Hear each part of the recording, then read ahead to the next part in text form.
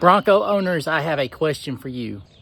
Don't worry if you're not a Bronco owner yet, but you're thinking about maybe getting one, this will apply to you as well. Just the other day, my wife's nephew came over. He was going to let me change out his base Broncos taillights for some upgraded Raptor style taillights. We weren't able to do that because the base Bronco, some configurations do not have LED lights.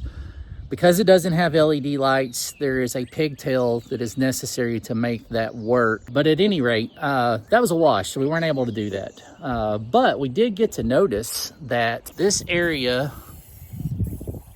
specifically, I know it may look like just dirt on camera, but even when it is spotless, that is actually orange, which grows in intensity all the way to the corners. It's hinged, obviously here. This is a hardtop configuration. I hear absolutely no squeaking inside the cab. There's none of that going on. Anyway, so we'll pick it up. We were having a discussion, and his is far worse than mine. So he also has a two-door, it has a hardtop as well. But yeah, just take a look at this real quick. All right, we were doing an install, which turned into a wash on some taillights, but we noticed, you can see here, Cooper's tailgate has literally turned into almost bare metal along the top. And it rubs here. Now, I've noticed since the Raptor was fairly new that it was, you can see here, see all the orange paint that is scrubbing off here, and already starting to get some bare spots right along the same edges. Not as bad, but it is doing kind of the same thing.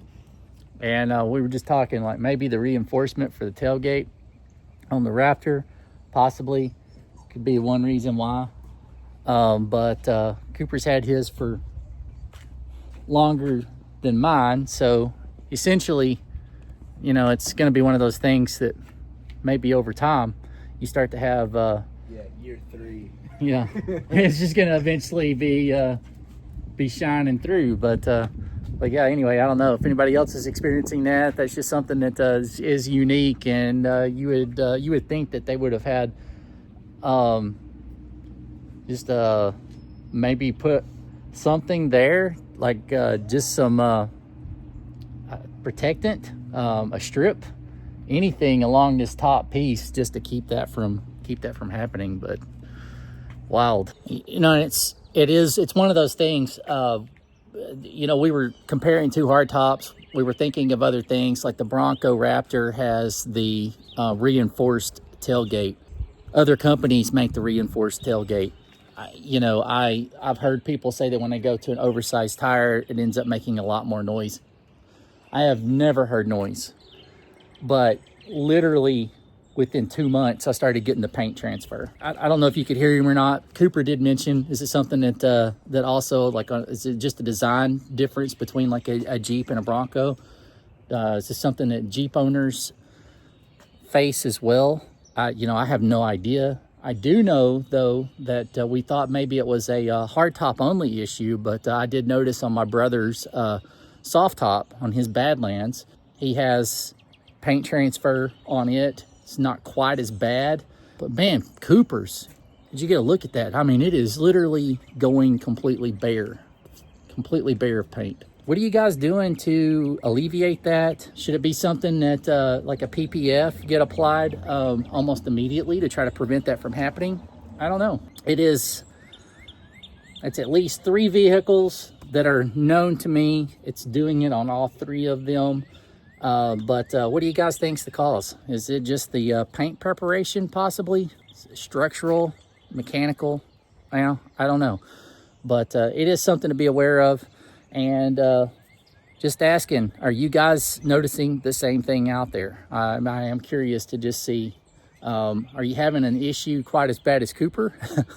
Cooper's little, I mean, the base has the smallest tire configuration. It's a 2-door, it's lighter. The whole concept should be, if it's due to weight or anything like that, it shouldn't be doing it. I mean, he literally has no paint left on that trim piece at the top. So, I don't know. Weigh in below. Let me know. I'm curious to see what everybody's thoughts are on it. Do you think it should be doing that? Is it just something that's inherent to the vehicle? Are the newer ones doing it? Is it just something that was on some of the first models? Or